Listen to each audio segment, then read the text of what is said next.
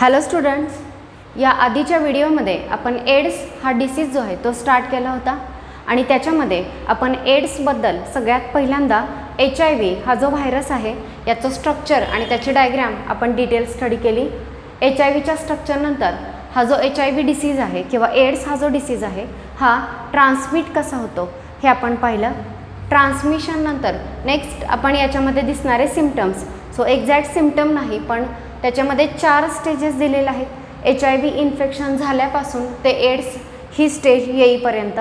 मग सगळ्यात फर्स्ट जी दिलेली ते HIV या व्हायरसचं इन्फेक्शन झाल्यापासून ते अँटीबॉडी प्रोडक्शन ही जी स्टेज आहे याच्यामध्ये काही वीक्स जातात। त्यानंतर सेकंड स्टेज दिलेली आहे असिम्प्टोमॅटिक कॅरियर स्टेज, ज्याच्यामध्ये सिम्पटम्स दाखवले जात नाही मात्र तो पर्सन जो आहे तो डिसीज ट्रान्समिट करू शकतो। सो ही स्टेज आपण बघितली।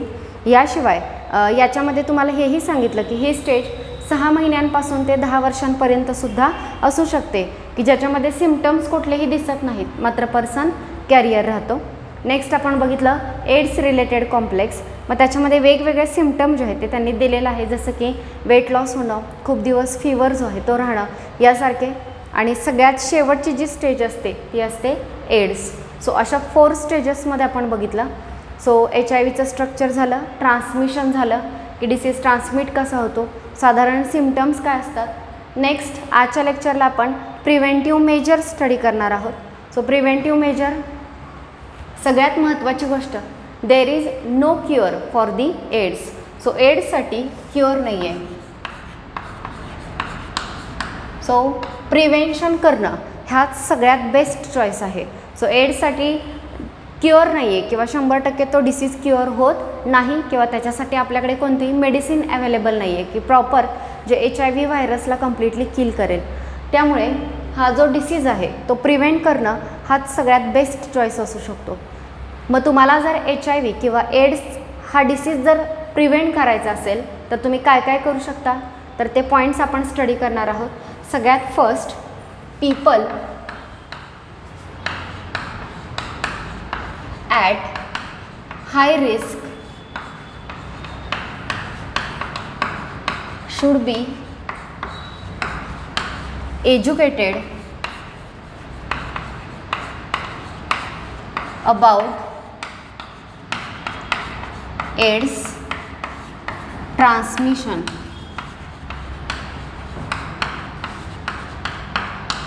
जे पीपल हाय रिस्कमध्ये की ज्यांना HIVचं इन्फेक्शन जास्त लवकर होऊ शकतं असे जे लोक आहेत या लोकांना एड्स ट्रान्समिशनबद्दल एज्युकेट करणं गरजेचं आहे किंवा एड्स हा डिसीज ट्रान्समिट कसा होतो हे सांगणं गरजेचं आहे। सो त्या बाबतीत जर त्यांना एज्युकेट केलं गेलं तर फर्दर त्याचं जे प्रिव्हेंशन आहे ते शक्य आहे। त्यानंतर सेकंड जे दिलेलं आहे ते आहे use of disposable needle and syringe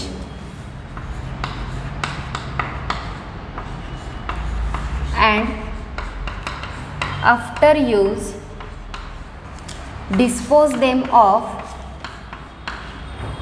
properly।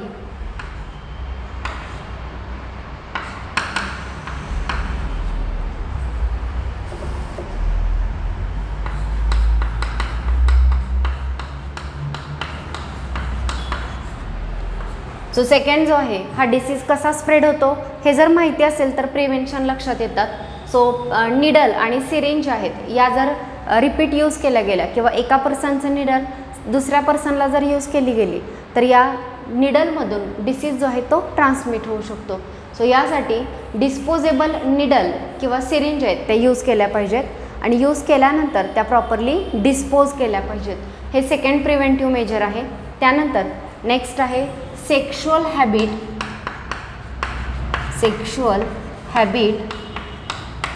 Should be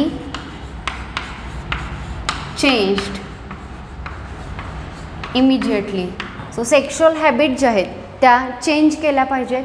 so तुम्हाला माहिती आहे की एड्स ट्रान्समिट होण्याचं मेजर रिझन जे आहे ते आहे सेक्शुअल किंवा मल्टिपल सेक्शुअल पार्टनर असणं किंवा sexuality. So unsafe sexual intercourse जर झाला किंवा अनसेफ सेक्स जर केलं गेलं तर याच्यामधून हा डिसीज जास्त प्रमाणात स्प्रेड होतो. सो यासाठी सेक्शुअल हॅबिट ज्या आहेत त्या चेंज केल्या पाहिजेत. नेक्स्ट, हाय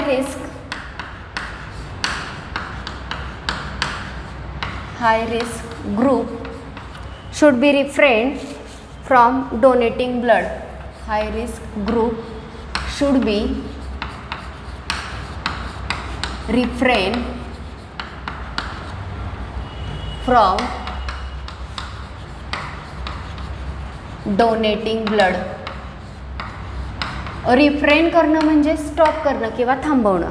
सो जे हाय रिस्क ग्रुप आहे किंवा ज्यांच्याकडे जास्त रिस्क आहे तर अशा लोकांकडून ब्लड डोनेशन जे आहे ते स्टॉप केलं पाहिजे. त्या लोकांना ब्लड डोनेट करू नाही दिलं पाहिजे. तर हे एक गोष्ट केली जाऊ शकते प्रिव्हेंटिव्ह मेजरमध्ये. त्यानंतर नेक्स्ट आहे toothbrush, razors and other thing which may be contaminated with blood, which can become contaminated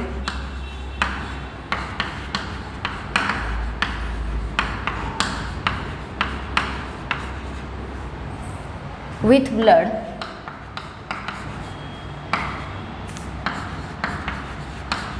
should not be shared.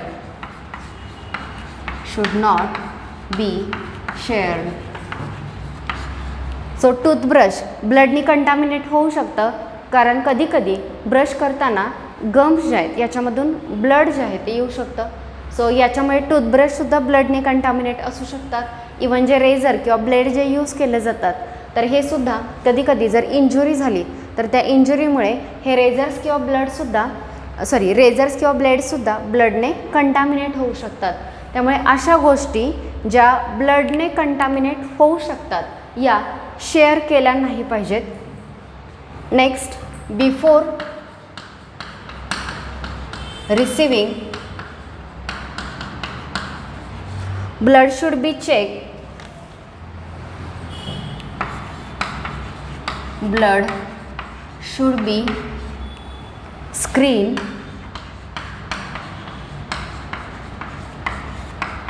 for not containing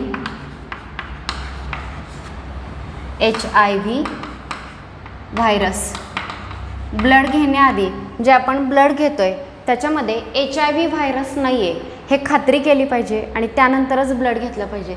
so before receiving blood should B screen for not containing HIV virus.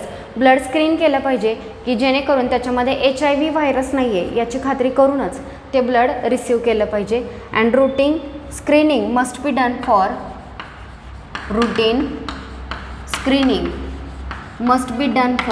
Routine screening केलं पाहिजे. आणि कोणासाठी केलं पाहिजे तर त्याच्यामध्ये जे blood donors असतात, जे ब्लड डोनेट करतात त्यांच्यामध्ये असेल किंवा जे ऑर्गन डोनेट करणार आहेत ते, किंवा सिमेन किंवा स्पर्म बँक असते तर त्याच्यामध्ये सिमेन डोनेट केलं जातं.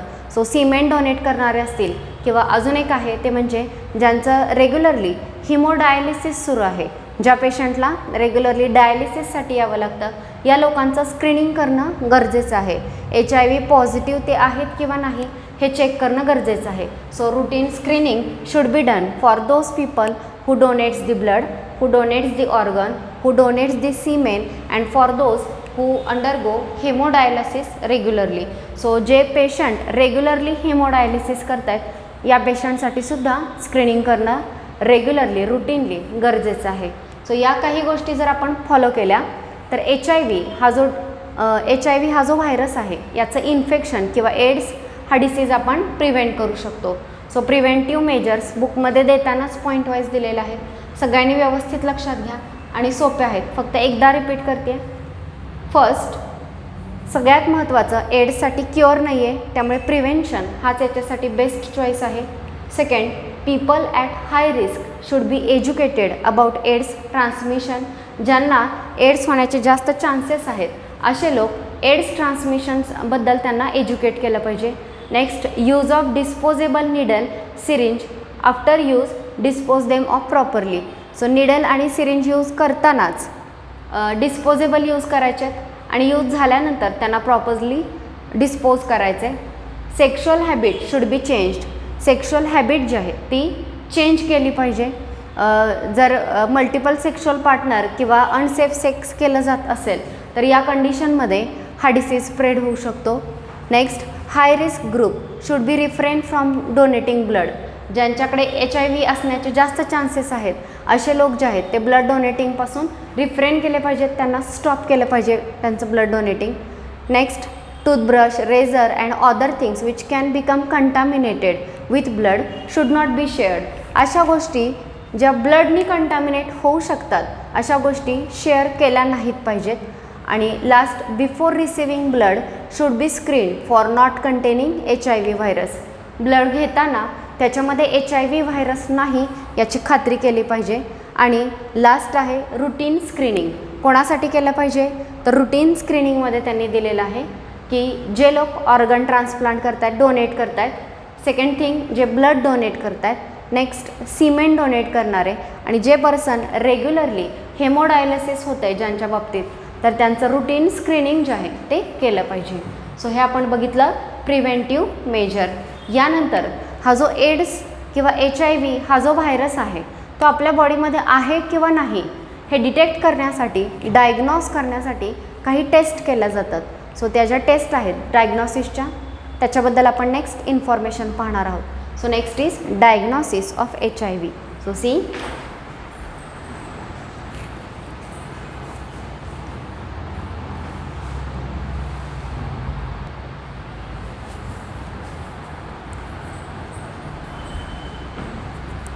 so next is laboratory diagnosis of AIDS. AIDS आपण डायग्नॉस कसा करतो किंवा डिटेक्ट कसा करतो हे आपण पाहणार आहोत. तर याच्यामध्ये मेन 2 टेस्ट केल्या जातात. त्यात फर्स्ट टेस्ट जी आहे याच्यामध्ये HIV अँटीबॉडी ज्या आहेत त्या ब्लडमध्ये असतील तर त्या HIV अँटीबॉडीज चेक केल्या जातात. सो बघा, सपोज एखादं व्हायरल बॅक्टेरियल इन्फेक्शन जर झालं तर आपल्या बॉडीमध्ये अँटीबॉडी ज्या आहेत त्या प्रोड्यूस केल्या जातात. So in the same way या HIV सुद्धा अँटीबॉडीज तयार केल्या जातात. सो फर्स्ट टेस्टमध्ये आपण हेच चेक करतो की जर व्हायरस आलेला असेल तर त्याच्या अगेन्स्ट बॉडीमध्ये अँटीबॉडीज तयार झालेल्या असतील. सो त्या अँटीबॉडीज आहेत का हे डिटेक्ट केलं जातं. आणि सेकंड टेस्ट जे आहे, second test is to weed out any false positive result. समजा आपण जे फर्स्ट टेस्ट करतोय याच्यामध्ये बाय चान्स काही चुकीचे पॉझिटिव्ह रिझल्ट आलेले असतील तर असे काही चुकून रिझल्ट आलेत का हे कन्फर्म करण्यासाठी ही सेकंड कन्फर्मेटरी टेस्ट जी आहे ती केली जाते. आता याच्यामध्ये फर्स्ट टेस्ट जी आहे ज्याच्यामध्ये जस्ट अँटीबॉडीज चेक केल्या जातात तर या फर्स्ट टेस्टमध्ये इलिझा ही टेस्ट केली जाते. इलिझा याचा फुल फॉर्म होतो enzyme linked immunosorbent assay. Enzyme linked immunosorbent assay. So enzyme linked immunosorbent assay जो आहे तो केला जातो. याच्यामध्ये काय केलं जातं तर आपल्या ब्लडमध्ये HIVच्या जर अँटीबॉडीज असतील तर त्याच्या अगेन्स्ट अँटीबॉडीज तयार केल्या जातात. काही कलर जे आहे ते त्याच्यामध्ये ॲड केला जातो.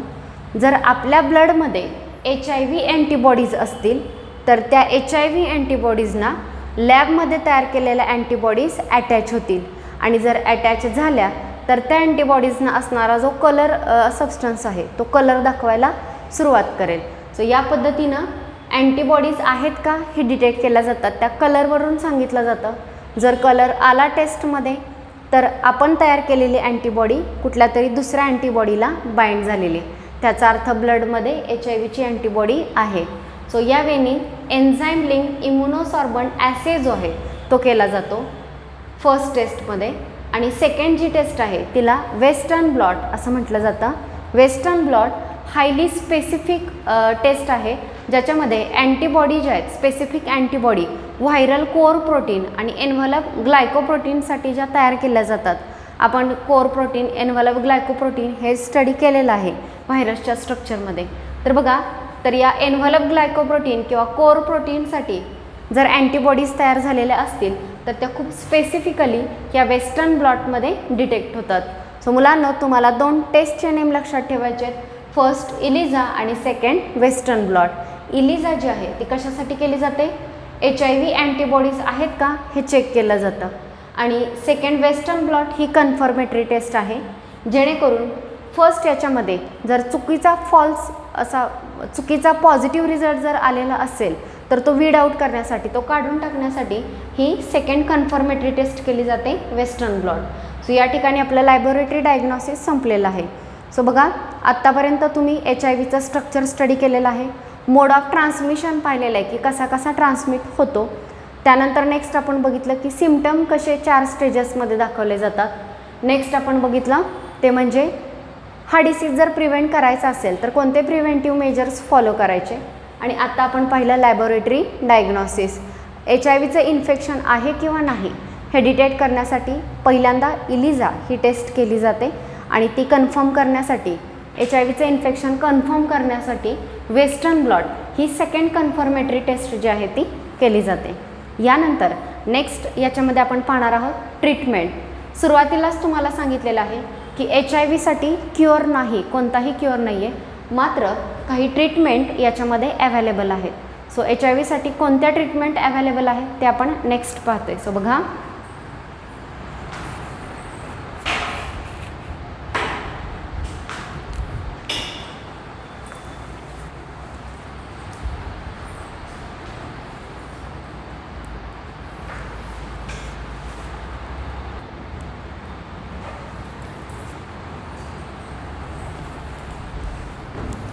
So treatment of AIDS. आपण सुरुवातीलाच पाहिलं होतं की एड्ससाठी क्युअर नाही आहे, मात्र या ठिकाणी एड्सची जी ट्रीटमेंट आहे, एड्ससाठी जरी 100% क्युअर नसला तरीसुद्धा काही अँटीरेट्रोव्हायरल ड्रग्स अवेलेबल आहेत, जे ड्रग व्हायरसचा लोड, व्हायरल लोड जे आहे ते कमी करू शकतं आणि HIV पेशंटची जी लाईफ आहे ती लाईफ प्रोलॉंग करू शकतं, थोडीशी इन्क्रीज करू शकतं. मग याच्यामध्ये अँटीरेट्रोव्हायरल ड्रग जे आहेत, जे व्हायरलचा लोड रिड्यूस करतात, कमी करतात, तर या ड्रगच्या थेरपीला अँटीरेट्रोव्हायरल थेरपी असं म्हटलं जातं. अँटीरेट्रोव्हायरल थेरपी जी आहे याच्यामध्ये कोणते ड्रग्ज येतात बघा. फर्स्ट TDF, टिनोफोविर, EFV, इफॅव्हिरेन्स, नेक्स्ट लॅमिव्हुडिन, हे जे आहेत हे अँटीरेट्रोव्हायरल थेरपीमध्ये मेन मेडिसिन्स येतात. सो TDF, टिनोफोविर, EFV, इफॅव्हिरेन्स आणि लास्ट आहे लॅमिव्हुडिन. तर हे जे आहेत हे मेन ड्रग्ज आहेत जे अँटीरेट्रोव्हायरल थेरपीमध्ये यूज केले जातात. सो या ठिकाणी आपण HIV किंवा एड्सची इन्फॉर्मेशन कंप्लीट केलेली आहे. फर्स्ट मी तुम्हाला सांगितलेलं स्ट्रक्चर, त्यानंतर नेक्स्ट आपण बघितलं ट्रान्समिशन नंतर नेक्स्ट आपण स्टडी केले त्याचे सिम्पटम्स नंतर नेक्स्ट हा जो डिसीज आहे त्याचं प्रिव्हेन्शन कसं करायचं आणि प्रिव्हेन्शन नंतर लॅबोरेटरी डायग्नॉसिस, ट्रीटमेंट, क्युअर जरी नसला तरी अँटीरेट्रोव्हायरल थेरपीमध्ये कोणते मेडिसिन्स दिले जातात हे व्यवस्थित लक्षात ठेवा. त्यानंतर नेक्स्ट जे दिलेलं आहे, आत्तापर्यंत आपण वेगवेगळे डिसीजेस स्टडी केले. कोणकोणते डिसीजेस पाहिले तर मलेरिया झाला, त्यानंतर अमिबायासिस, नेक्स्ट आपण बघितला ॲस्कॅरियासिस, फिलारियासिस, त्यानंतर next pneumonia, typhoid, common cold, ringworm हे डिसीजेस झाले. कॅन्सर आणि एड्स यासारखे किलर डिसीजसुद्धा आपण स्टडी केले. सो आता बायोटेक्नॉलॉजी किंवा सायन्समध्ये झालेल्या डेव्हलपमेंटमुळे आपण बरेचसे diseases like small pox eradicate करण्यामध्ये सक्सेसफुल ठरलेलो आहोत. सो त्यासारखे डिसीजेस जे आहेत ते पूर्णपणे आपण घालवलेलं आहे. याशिवाय पोलिओ असेल किंवा अजून काही ट्युबरक्युलोसिस आहेत, डिफ्थेरिया यासारखे जे वेगवेगळे डिसीजेस आहेत याच्यामध्ये व्हॅक्सिनेशनच्या मदतीनं आपण या डिसीजना मोठ्या प्रमाणावरती कंट्रोल करण्यामध्ये सुद्धा सक्सेस मिळवलेला आहे. सो या पद्धतीनं आपण अँटीबायोटिक डिस्कवर केलेले आहेत, बऱ्याच व्हॅक्सिन डिस्कवर केलेल्या आहेत आणि या सगळ्यांच्या मदतीनं आपण वेगवेगळे डिसीजेस जे आहेत ते कंट्रोल करण्यामध्ये आपण सक्सेसफुल ठरलेलो आहोत.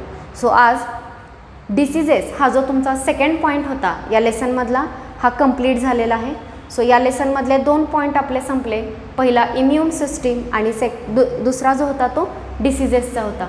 यानंतर नेक्स्ट आपण अडोलसंट आणि ड्रग ॲडिक्शन याच्याबद्दल पाहणार आहोत.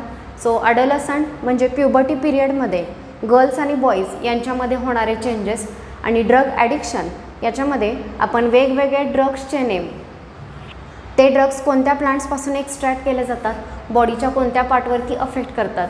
सो ही माहिती आपण या लेसनच्या या शेवटच्या पॉईंटमध्ये पाहणार आहोत. सो आपण लेसनचा लास्ट पॉईंट सुरू करतो आहे, अडोलसंट. तर तो पॉईंट केअरफुली पहा. यातले जे ड्रग्ज आहेत याच्यावरती नीटला जास्त MCQ विचारले जातात. सो पहा.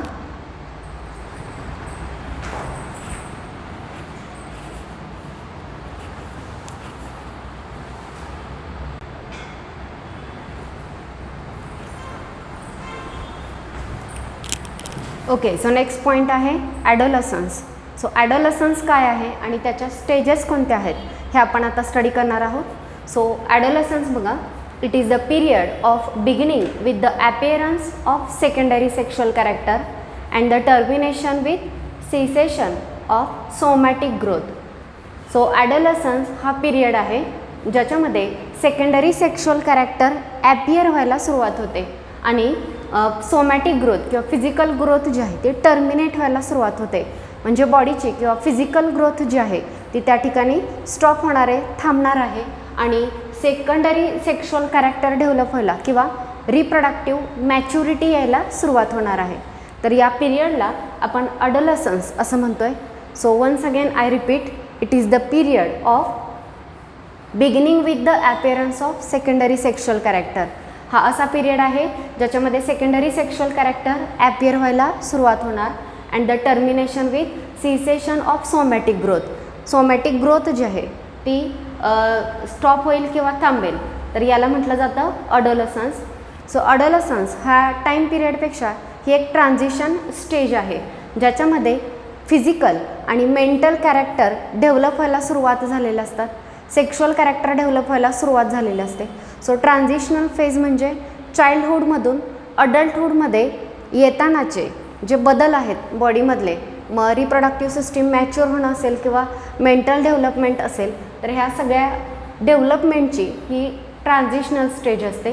हा जो अडोलसन्स पिरियड आहे हा 10 to 19 इयर्स याच्या दरम्यान असतो. 10 वर्ष ते 19 वर्ष या दरम्यानचा जो एज पिरियड आहे या पिरियडला आपण अडोलसन्स असं म्हणतो. तर या पिरियडमध्ये there is development on many front like sexual and reproductive maturity and mental development. So या 10 to 19 इयर्सच्या पिरियडमध्ये वेगवेगळ्या अँगलनी आपली डेव्हलपमेंट होत असते. सो याच्यामध्ये सेक्शुअल किंवा रिप्रोडक्टिव्ह मॅच्युरिटी येते किंवा मेंटल डेव्हलपमेंट असेल आणि बाकीच्या ज्या काही डेव्हलपमेंट असतील तर त्या या पिरियडमध्ये होत असतात. सो अडोलसन्स हा कोणता पिरियड आहे? हा ट्रान्झिशनल पिरियड आहे ज्याच्यामध्ये सेकंडरी सेक्शुअल कॅरेक्टर ॲपियर व्हायला सुरुवात होते आणि सेसेशन और termination of somatic growth, somatic किंवा फिजिकल ग्रोथ जी आहे ती स्टॉप होते. तर या पिरियडला आपण अडोलसन्स असं म्हणतो आहे. मग हे जे अडोलसन्स आहे हे मेनली 3 स्टेजमध्ये डिवाईड झालेलं आहे. सो स्टेजेस काय आहेत बघा त्याच्या, स्टेजेस ऑफ अडोलसन्स. तर याच्यामध्ये 10 to 19 इयर्स एज ग्रुप जो आहे तो अडोलसंट एज ग्रुप म्हणून कन्सिडर केलेला आहे. मात्र government of India in its national youth policy, Indian गव्हर्मेंटनी त्यांच्या नॅशनल यूथ पॉलिसीमध्ये अडोलसन्सचं जे एज आहे हे एज 13 to 19 इयर्स सांगितलेलं आहे. सो ॲक्च्युअल किती सांगितलेलं आहे अडोलसंटमध्ये? 10 to 19 इयर्स एज ग्रुप, याला आपण अडोलसंट एज ग्रुप म्हणतो. मात्र इंडियन गव्हर्मेंटनी नॅशनल यूथ पॉलिसीमध्ये किती एज सांगितलेलं आहे? 13 to 19 इयर्स. हे जे एज आहे याला अडोलसंट एज असं म्हटलेलं आहे. तर हे जे अडोलसन्स आहे हे 3 पिरियडमध्ये डिवाईड होतं. त्याच्यामध्ये फर्स्ट आहे early period, second middle period आणि थर्ड लेट पिरियड. सो तिन्ही पिरियडमध्ये होणारे चेंजेस वेगवेगळे आहेत.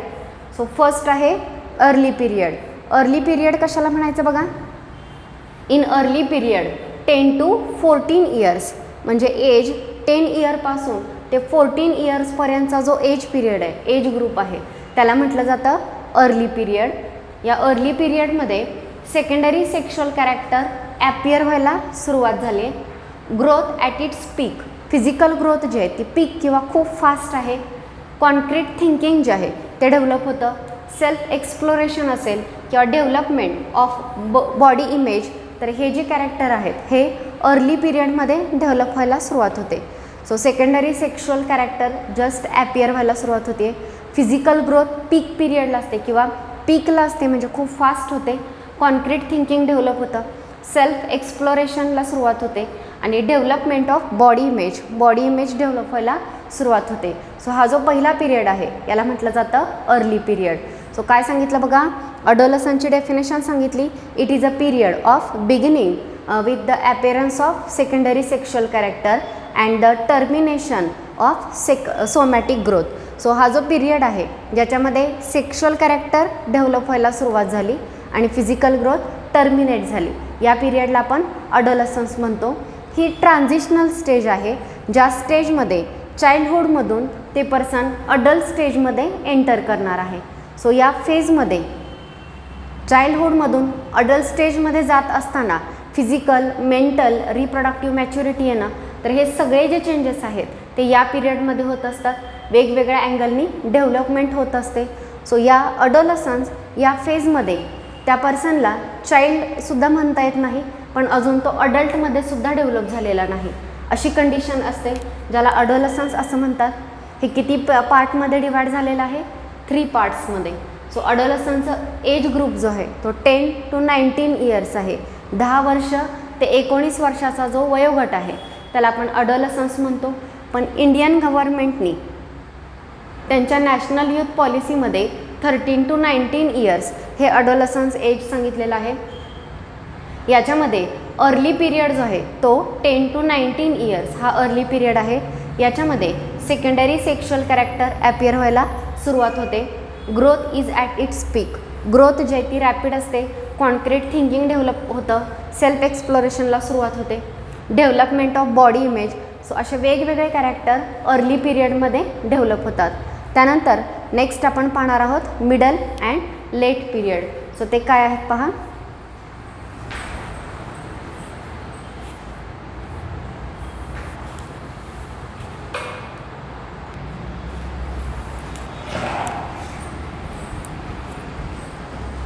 So in stages of adolescence, next stage is late period and middle period. So we learn about the early period. In early period, age is in between 10 to 14. That age period is called as early period. And in early period, sexual character begins to appear and growth is at peak period or at the peak. So that phase was early.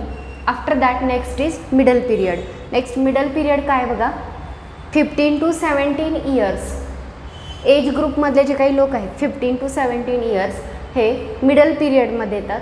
याच्यामध्ये complete development of secondary sexual character. Secondary sexual character जे आहे ते complete develop झालेलं असतात. Next growth slows down. Physical growth जी आहे ती slow होते किंवा तिथून पुढे जास्त फिजिकल ग्रोथ होत नाही. 95% adult stretcher. So adult stretcher जे जवळपास 95% डेव्हलप झालेलं असतं. सो अडल्ट आयडेंटिटी 95% तिथे डेव्हलप होते. Next capable of long range thinking. So long range थिंकिंगसाठी कॅपेबल असतात, म्हणजे एखाद्या गोष्टीचं फ्युचरमध्ये काय होऊ शकतं अशा पद्धतीनं विचार करणं, तर हे थिंकिंग जे आहे ते डेव्हलप झालेलं असतं. Sense of leadership. ओके, लिडरशिपचा सेन्स डेव्हलप होतो. Preoccupied with romantic fantasy. Ability testing to attract opposite sex. So opposite सेक्सना अट्रॅक्ट करण्याची ॲबिलिटी जी आहे ती टेस्ट केली जाते. Peer group help defining behavioural code. So peer group समवयस्क त्या एज ग्रुपच्या मुलांना किंवा त्या सेम एजच्या मुलांना एकत्र पियर ग्रुप असं म्हटलं जातं. तर हे पियर ग्रुप हेल्प जे आहे ह्याच्यामध्ये पाहायला मिळते. सो मिडल पिरियडमध्ये सगळ्यात पहिल्यांदा लक्षात ठेवा एज ग्रुप 15 to 17 इयर. याच्यामध्ये तुम्हाला सांगितलं there is complete development of secondary sexual character. Physical growth slows down. 95% adult stature is developed. Next, those persons are capable of long range thinking. Sense of leadership is also developed. They are preoccupied with romantic fantasy. Ability testing to attract opposite sex. Peer group help defining behavioral code. So this is about the middle period. हे आपण बघितलं middle period. Next आहे late period. Late पिरियडमध्ये किती येते? So 15 to 17 आपण मिडलमध्ये बघितलं. अर्लीमध्ये आपण 10 to 14. After that 15 to 17. Next 18 to 19 हे जे 2 इयर्स आहेत याला लेट पिरियड म्हटलं जातं. लेट पिरियडमध्ये दिलं आहे total physical maturity. So total physical maturity आलेली असते. Physical development and reproductive organ development दोन्ही गोष्टी डेव्हलप झालेल्या आहेत. ॲबस्ट्रॅक्ट थिंकिंग डेव्हलप होतं. Conceptual thinking in short develop झालेलं असतं. Intellectual and functional identity develop होते. स्टेबल रिलेशनशिप जे ते डेव्हलप होतात. Change from childhood to adulthood relationship. Childhood रिलेशनशिपमधून अडल्टहूड रिलेशनशिपमध्ये चेंजेस होतात. So this is about the late period. So आपण स्टडी केलं अडोलसन्स. अडोलसन्समध्ये तुम्हाला एवढंच लक्षात ठेवायचं आहे की हा असा ट्रान्झिशनल पिरियड आहे ज्याच्यामध्ये फिजिकल ग्रोथ जी आहे ती टर्मिनेट होते आणि सेकंडरी सेक्शुअल कॅरेक्टर ॲपियर व्हायला सुरुवात होते. या पिरियडला आपण अडोलसन्स म्हणतो आहे. हा पिरियड 10 to 19 इयर्स याच्या दरम्यानचा असतो. या पिरियडमध्ये तो पर्सन चाइल्ड राहिलेला नसतो आणि इव्हन अजून अडल्टमध्ये डेव्हलप झालेला नसतो. सो हा जो पिरियड आहे याच्यामध्ये sexual maturity, physical maturity, mental development अशी वेगवेगळ्या अँगलनी डेव्हलपमेंट होते. मग हा जो पिरियड आहे तो आपण 3 पिरियड्समध्ये 3 स्टेजेसमध्ये डिवाईड केला. Early, middle and late. अर्लीमध्ये secondary sexual character just appear व्हायला सुरुवात होते. फिजिकल ग्रोथ पीकला असते म्हणजे खूप रॅपिड फिजिकल ग्रोथ होते. थिंकिंग डेव्हलप व्हायला सुरुवात झालेली असते. त्यानंतर बॉडी इमेज डेव्हलप व्हायला सुरुवात होते. सो हे अर्ली पिरियडमध्ये. मिडल पिरियडमध्ये तुम्हाला सांगितलं की जवळपास फिजिकल ग्रोथ स्टॉप होते. मात्र सेकंडरी सेक्शुअल कॅरेक्टर जे आहेत जे अर्लीमध्ये जस्ट ॲपियर व्हायला लागलेले इथपर्यंत मिडल पिरियडपर्यंत सेकंडरी सेक्शुअल कॅरेक्टर जे आहेत ते कंप्लीट डेव्हलप होतात. ग्रोथ स्लो डाऊन होते. 95% अडल्ट स्टेचर डेव्हलप होतं. Capable of long range thinking, sense of leadership, preoccupied with romantic fantasy, ability to testing to attract opposite sex, peer group, help defining behavioural code. हे मिडलमध्ये आणि लेटमध्ये आपण आत्ताच पाहिले. Late पिरियडमध्ये सांगितलं की टोटल फिजिकल मॅच्युरिटी आलेली असते. ॲबस्ट्रॅक्ट थिंकिंग, इंटेलेक्च्युअल आणि फंक्शनल आयडेंटिटी येते. स्टेबल रिलेशनशिप डेव्हलप होतात आणि चाइल्डहूड रिलेशनशिपपासून अडल्टहूड रिलेशनशिपमध्ये चेंज होतो. So this is about the late period. So इथं आपण अडोलसनचे 3 पिरियड स्टडी केलेले आहेत. आता फिजिकल चेंजेस अडोलसनमध्ये काय काय होतात याच्यामध्ये दोन्हींमध्ये चेंजेस दिलेले आहेत. तर हे चेंजेस आपण डिटेल पाहणार आहोत. So next is physical changes in अडोलसन्स.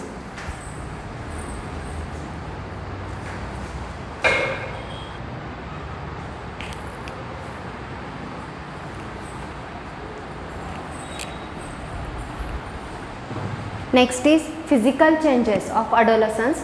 So अडोलसन्समध्ये जे फिजिकल चेंजेस आहेत ते आपण पाहतो आहे. सो ग्रोथ स्प्रूट बॉईजमध्ये आणि गर्ल्समध्ये कोणते फिजिकल चेंजेस आहेत. नेक्स्ट सेक्शुअल डेव्हलपमेंट कोणती आहे आणि इमोशनल चेंजेस कोणते आहेत हे आपण स्टडी करणार आहोत. So first physical changes in boys. Muscles develop. So मसलची जी आहे ती डेव्हलपमेंट होते. Skin becomes oily. Skin oily होते आणि पिंपल्स जे आहेत त्या राईज होतात. Next broadening of shoulder. Shoulder broaden होतात. Cracking of voice. Voice crack होतो किंवा आवाज घोगरा व्हायला लागतो. Development of underarm, chest, pubic and facial hair. So underarm hair असतील, चेस्टवरती हेअर्स, प्युबिक हेअर प्युबिक रिजनमध्ये आणि फेशियल हेअर्स मेलमध्ये किंवा बॉईजमध्ये ग्रो व्हायला सुरुवात होते. And enlargement of penis and testis. So हे जे आहेत ते फिजिकल चेंजेस बॉईजमध्ये आपल्याला पाहायला मिळतात. पुन्हा एकदा रिपीट करते. First muscle development, skin become oily, development of underarm, chest, pubic and facial hair, cracking of voice, broadening of shoulder and enlargement of testis and penis. हे जे चेंजेस आहेत हे बॉईजमध्ये ऑब्झर्व होतात. इन गर्ल्समध्ये कोणते changes आहेत बघा. Development of breast. So breast develop होतात. Widening of hip. Next आहे development of underarm, pubic hairs. Underarm and pubic hairs जे ते डेव्हलप होतात. Enlargement of uterus and ovaries. So uterus and ovaries जे आहेत ह्यांची enlargement पाहायला मिळते. सो हे जे चेंजेस आहेत हे गर्ल्समध्ये अडोलसंट पिरियडमध्ये होतात. सो अडोलसंट पिरियडमध्ये बॉईज आणि गर्ल्समध्ये होणारे फिजिकल चेंजेस नीट लक्षात घ्या. काही चेंजेस कॉमन याच्यामध्ये स्किन ऑइली होणं असेल किंवा developing hairs underarm and pubic hair असेल. त्यानंतर एनलार्जमेंट ऑफ इथं पेनिस आणि टेस्टिस आणि या ठिकाणी युटेरस अँड ओव्हरीज या पद्धतीनं तुम्हाला लक्षात ठेवायचं आहे. त्या ठिकाणी ब्रॉडनिंग ऑफ शोल्डर ब्रॉडनिंग बघायला मिळतं आणि या ठिकाणी वायडनिंग ऑफ हिप वायडनिंग पाहायला मिळतं. सो हे जे चेंजेस आहेत हे नीट लक्षात ठेवा. हे होते physical changes. Next sexual development common दिलेली आहे. सेक्स ऑर्गन जे ते मॅच्युअर होतात, एनलार्ज होतात. सेक्शुअल डिझायर डेव्हलप होते. स्पर्म प्रोडक्शन बॉईजमध्ये सुरू होतं. इजॅक्युलेशन इज रिलीज ऑफ सीमेन ऑर स्पर्म स्टार्ट होतं. ओव्ह्युलेशन म्हणजे ओव्हरीमधून एग रिलीज व्हायला सुरुवात होते आणि मेन्स्ट्रुएशनसुद्धा स्टार्ट होतं. So first sex organ develop होतात. नेक्स्ट सेक्स ऑर्गन एनलार्ज होतात. सेक्शुअल डिझायर डेव्हलप होते. स्पर्म प्रोडक्शन बॉईजमध्ये आणि ओव्ह्युलेशन गर्ल्समध्ये. स्पर्म प्रोडक्शन सगळ्यांना माहिती आहे. ओव्ह्युलेशन म्हणजे ओव्हरीमधून एग रिलीज होणं. इजॅक्युलेशन म्हणजे जे स्पर्म तयार झालेले आहेत आणि जे फ्लुइड तयार झालेले आहेत ते रिलीज करणं बॉडीच्या बाहेर, याला इजॅक्युलेशन म्हणतात. आणि मेन्स्ट्रुएशन जे आहे ते गर्ल्समध्ये सुरू होतं.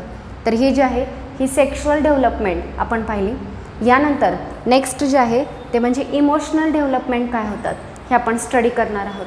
सो आता आपण फिजिकल चेंजेस पाहतो आहे अडोलसनमध्ये, त्यातले ग्रोथमधले चेंजेस आपण पाहिले, सेक्शुअल डेव्हलपमेंट पाहिली.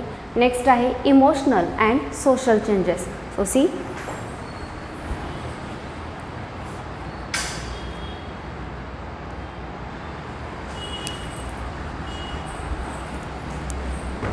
Next is emotional and social changes.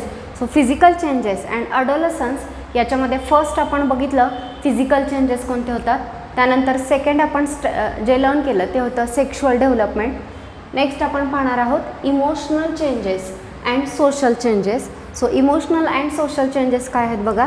First developing on identity,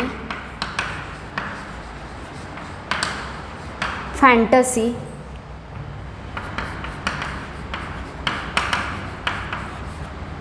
daydreaming,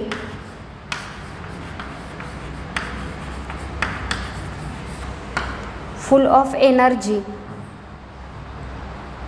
attention seeking behavior,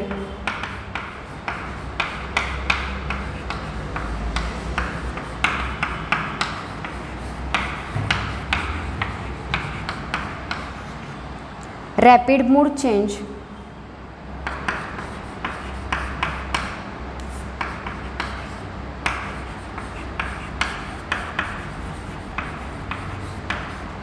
sexual attraction,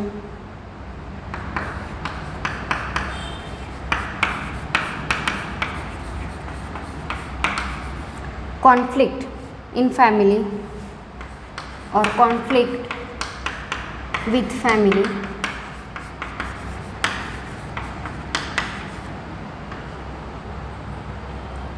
next influence by peer group,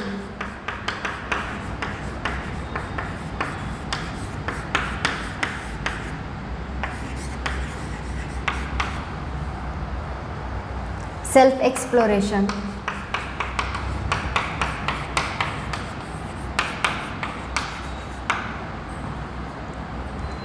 formation of new relationship,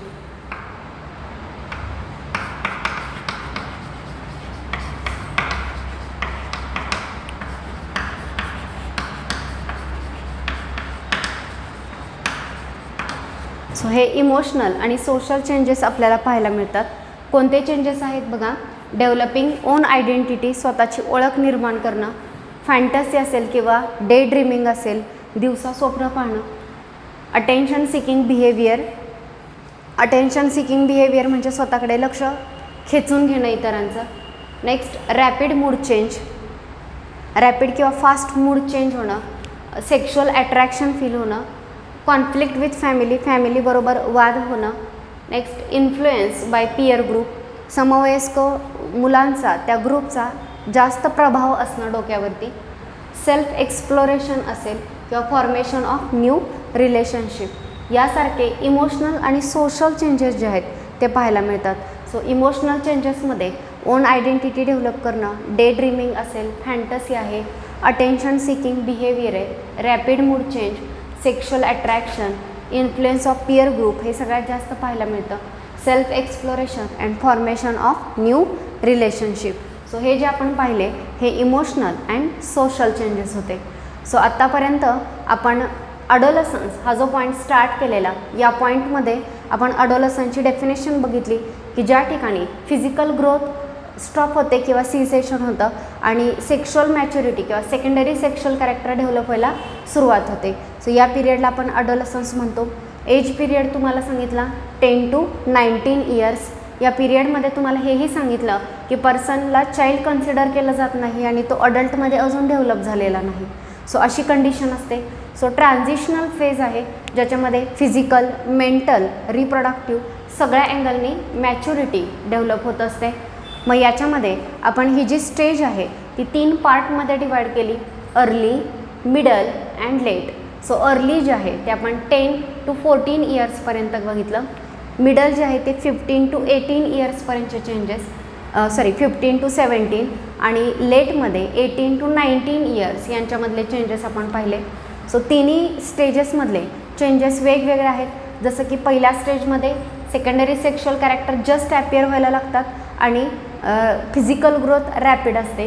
तर second स्टेजमध्ये आपण बघितलं की secondary sexual character almost complete develop झालेले असतात. 95% adult stretcher जे आहे ते डेव्हलप होतं आणि लेट स्टेजमध्ये कंप्लीट किंवा फुल डेव्हलपमेंट जी आहे ती झालेली असते. सो हे चेंजेस आपण पाहिले. त्यानंतर फिजिकल चेंजेसमध्ये आपण ग्रोथ स्प्रूट बघितलं गर्ल्स आणि बॉईजमधलं की ग्रोथमध्ये कोणते चेंजेस होतात. नेक्स्ट आपण बघितलं की सेक्शुअल डेव्हलपमेंटमध्ये कोणते चेंजेस आहेत. जसं की तुम्हाला बॉईजमध्ये सांगितलं की सेक्शुअल कॅरेक्टर डेव्हलप होणं किंवा त्याच्यामध्ये गर्ल्समध्ये युटेरस आणि ओव्हरीज एनलार्ज होणं, डेव्हलप होणं. त्यानंतर टेस्टिस, पेनिस डेव्हलप होणं. नेक्स्ट इजॅक्युलेशन होणं यासारखे जे कॅरेक्टर किंवा मेन्स्ट्रुएशन स्टार्ट होणं हे सेक्शुअलमध्ये बघितलं. आणि आत्ता लास्ट आपण स्टडी केलं emotional and social changes. So या पॉईंटबरोबरच आजच्या व्हिडिओमध्ये आपण थांबतो आहे. आत्तापर्यंत ह्युमन हेल्थ अँड डिसीजेस या लेसनमध्ये तुम्ही पहिल्या पार्टमध्ये इम्युन सिस्टीम स्टडी केली, सेकंड पार्टमध्ये आपण वेगवेगळे डिसीजेस स्टडी केले आणि आज आपण लास्ट पार्ट स्टडी करतो आहे अडोलसन्स. आणि या पार्टमध्ये 10 to 19 एज ग्रुपमध्ये होणारे चेंजेस बऱ्यापैकी आपण कंप्लीट केलेले आहेत. याच्यामध्ये फक्त अडोलसन्समध्ये आपले मेंटल किंवा हेल्थशी रिलेटेड प्रॉब्लेम आणि त्यांची ट्रीटमेंट राहिलेली आहे. आणि फायनली आपण ड्रग ॲडिक्शन जे आहे ते याच्यामध्ये स्टडी करणार आहोत. सो इथंपर्यंतचं कंटेंट जे आहे ते सगळ्यांनी व्यवस्थित रीड करायचं आहे टेक्स्टबुकमधून. सो आजच्या व्हिडिओमध्ये आपण इथे स्टॉप करतो आहे. थँक्यू.